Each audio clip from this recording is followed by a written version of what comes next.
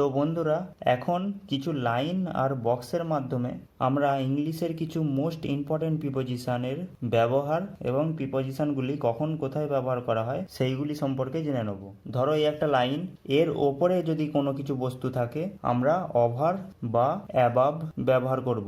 যখন বস্তুটি স্থির থাকবে তখন অ্যাবাভ ব্যবহার করব, আর যখন বস্তুটি মুভিং বা গতিশীল অবস্থায় থাকবে তখন আমরা ওভার ব্যবহার করব। কোনো লাইনের পাশে যদি কোনো বস্তু থাকে তখন আমরা বিসাইড ব্যবহার করব। যদি লাইনের পেছনে বস্তুটি থাকে তখন আমরা ব্যবহার করব ইন ব্যাক অফ, আর যদি লাইনের সামনে বস্তুটি থাকে তখন আমরা ব্যবহার করব ইন ফ্রন্ট অফ। দুটি লাইনের মাঝখানে যদি কোনো বস্তু থাকে তখন আমরা ব্যবহার করব বিটুইন। কোনো বক্সের মধ্যে যদি কোনো বস্তু থাকে তখন আমরা ব্যবহার করব ইন। বক্সের বাইরে যদি বস্তু থাকে তখন আমরা বলবো আউট। এবার এই বক্সটি যদি বন্ধ অবস্থায় থাকে তখন এই বস্তুর ক্ষেত্রেই আমরা ব্যবহার করব ইনসাইড, আর যদি বাইরে থাকে তখন আমরা বলবো আউটসাইড। বক্সের ওপরে যদি বস্তুটা রাখা থাকে আমরা বলবো অন।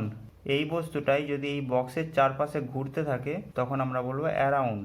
বাইরে থেকে যদি কোনো বস্তু বক্সের ভেতরে আসে তখন আমরা বলবো ইনটু, আর বক্সের এক পাশ থেকে বস্তুটা যদি অন্য পাশ দিয়ে বেরিয়ে যায় তখন আমরা বলবো থ্রু।